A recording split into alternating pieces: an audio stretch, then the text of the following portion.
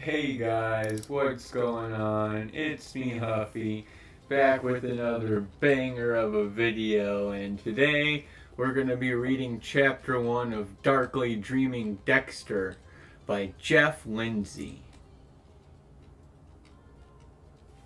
So, in today's video, let's begin.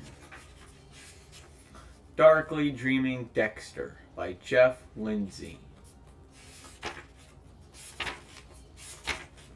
Chapter 1. Moon, glorious moon, full, fat, reddish moon. The night as light as day, the moonlight flooding down across the land and bringing joy. Joy, joy, bringing, too, the full-throated call of the tropical night, the soft and wild voice of the wind roaring through the hairs on your arm, the hollow wail of starlight, the teeth-grinding bellow of the moonlight off the water. All calling to the need. Oh, the symphonic shriek of the thousand hiding voices, the cry of the need inside, the entity, the silent watcher, the cold, quiet thing, the one that laughs, the moon dancer, the me that was not me, the thing that mocked and laughed and came, calling with its hunger, with the need. And the need was very strong now, very careful, cold-coiled, creeping, crackly, cocked and ready, very strong, very much ready now. And still it waited and watched, and it made me wait and watch. I had been waiting and watching the priest for 5 weeks now. The need had been prickling and teasing and prodding at me to find one, find the next, find this priest. For 3 weeks I had known he was it. He was next. He belonged to the dark passenger. He and I together. He and I together. And that 3 weeks I had spent fighting the pressure, the growing need rising in me like a great wave that roars up and over the beach and does not recede, only swells more with every tick of the bright night's clock. But it was careful time, too, time spent making sure. Not making sure of the priest, no, I was long sure of him. Time spent to be certain that it could be done right. Made neat, all the corners folded, all squared away. I could not be caught, not now. I had worked too hard, too long, to make this work for me, to protect my happy little life. And I was having too much fun to stop now. And so I was always careful, always tidy, always prepared ahead of time so it would be right. And when it was right, take extra time to be sure. It was the hairy way, God bless him, that far-sighted perfect policeman, my foster father, always be sure. Be careful, be exact, he had said. And for a week now I had been sure that everything was just as hairy right. It was just as hairy right as it could be. And where I left work when I left work this night, I knew this was it. This night was the night. This night felt different. This night it would happen, had to happen. Just as it had happened before, just as it would happen again and again and again. The never-ending, never-lasting, continuous urge. And tonight it would happen to the priest. His name was Father Donovan. He taught music to the children at St. Anthony's Orphanage in Homestead, Florida. The children did love him, of course. And of course, oh, he loved the children. He loved the children very, very, very much indeed. He devoted a whole life to them. Learned Creole and Spanish, learned their music too, of course. All for the kids. Mr. Pastor, man, always, super nice. It was all for the kids, everything.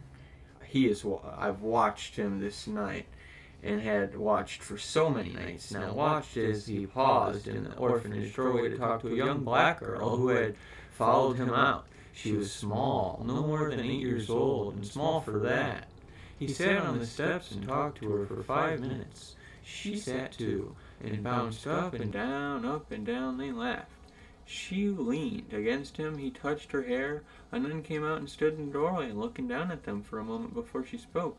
Then she smiled and held out a hand. The girl bumped her head against the priest. Father Donovan hugged her, stood, and kissed the girl good night. The nun laughed and said something to Father Donovan. He said something back, and then he started toward his car. Finally, I coiled myself to strike, and not yet. A janitorial service minivan stood 15 feet from the door. Only 15 feet. As Father Donovan passed it, the side door slid open. A man leaned out, puffing on a cigarette, and greeted the priest, who leaned against the van and talked to the man. Luck? Luck again.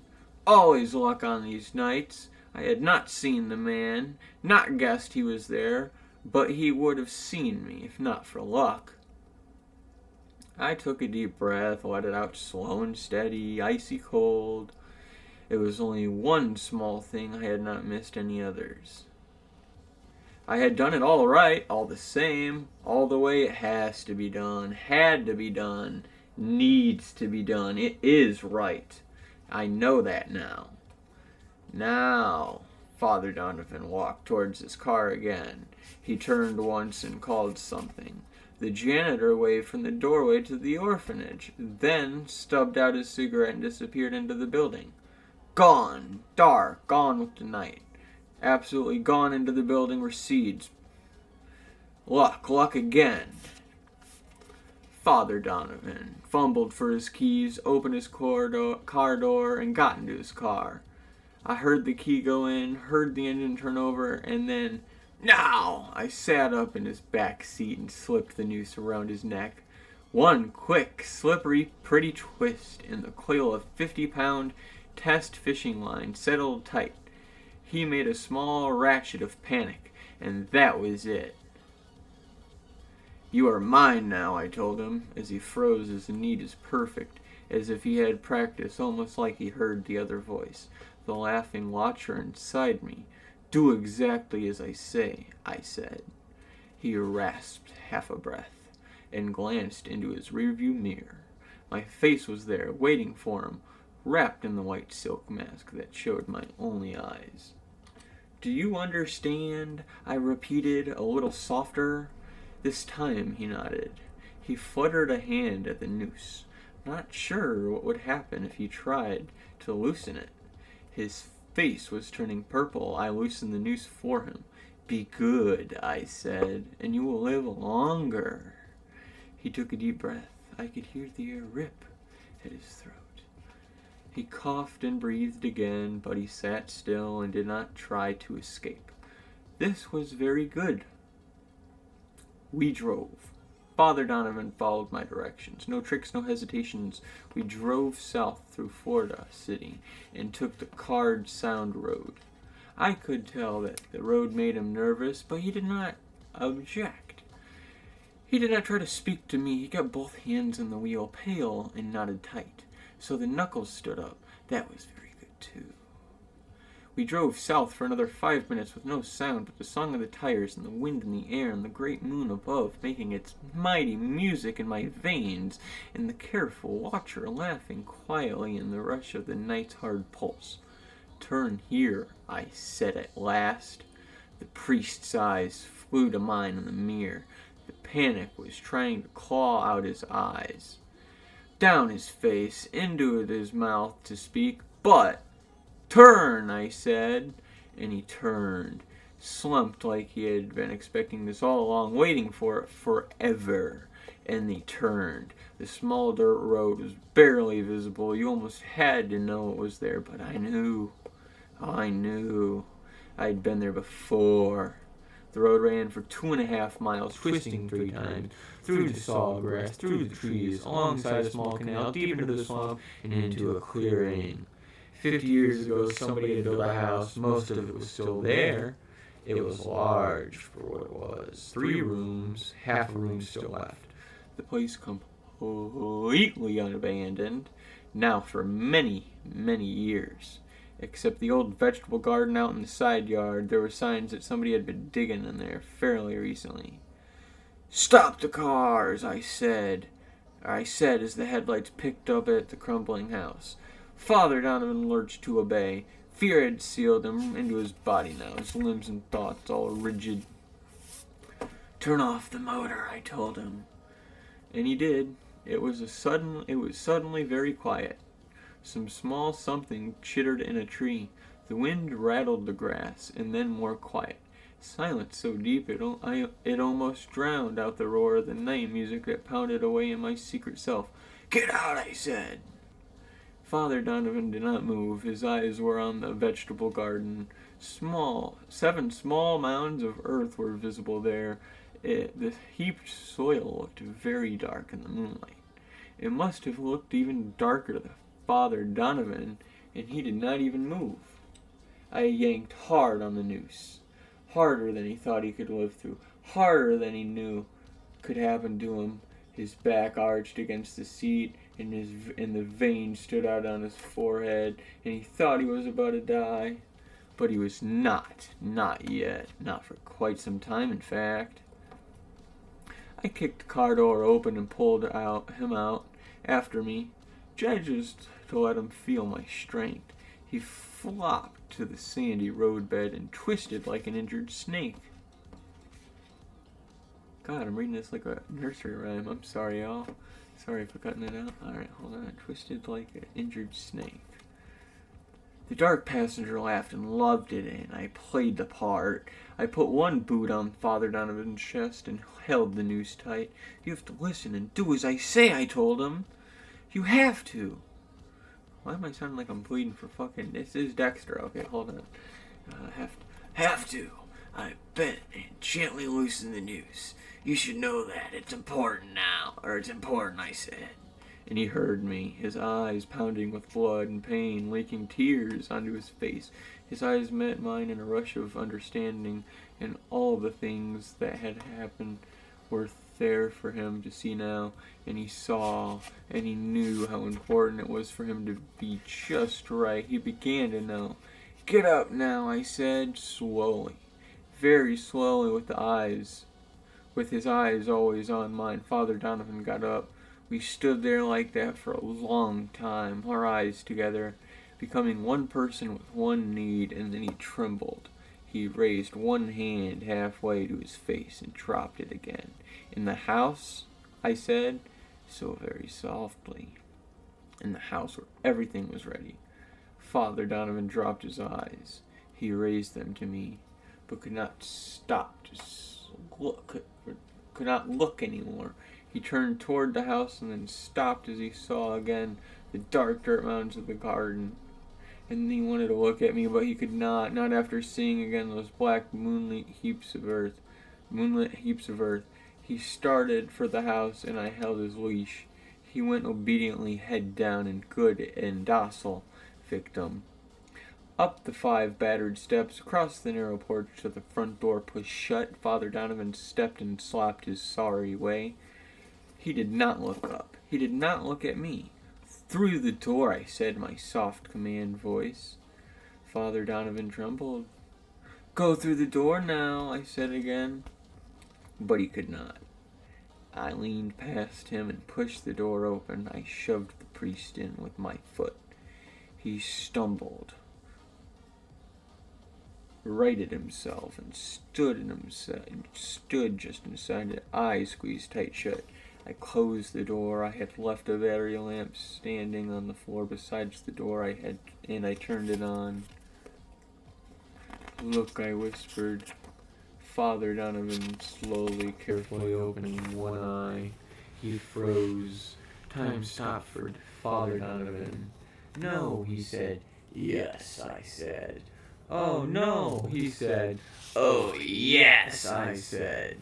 He screamed, "No!" I yanked on the noose. His scream was cut off, and he fell to his knees. He made a wet, croaky, whimpering sound and covered his face. "Yes," I said, "it's a terrible mess, isn't it?" He used his whole face to close his eyes. He could not look. Not now. Not like this. I did not blame him. Not really. It was just a terrible, terrible mess. It had bothered me to know it was there since I had set it up for him, But he had to see it. He had to. Not just for me and my dark, twisted, sickly urges. For the dark passenger. For the need. The inside. The extremity that's within. Open your eyes, Father Donovan, I said. Please. He said in a terrible little whimper. It got on my nerves very badly. Shouldn't have. Icy clean control. But it got to me. Whining in the face of the mess on the floor. And I kicked his legs out from under him. I hauled hard on the noose and grabbed him to the back of his neck with my right hand. Then slammed his face right into the filthy warped floorboards. There was a little blood, and that made me madder. Open them, I said. Open your eyes. Open them now. Look. I grabbed his hair and pulled his head back. Do as you're told, I said. Look, or I'll cut your eyelids right off your face. I was very convincing, and so he did it. He did as he was told. He looked. I had worked hard to make it right, but you have to. Use what you gotta work with. I could not have done it all if they had not been there long enough for everything to dry up. But they were so very dirty.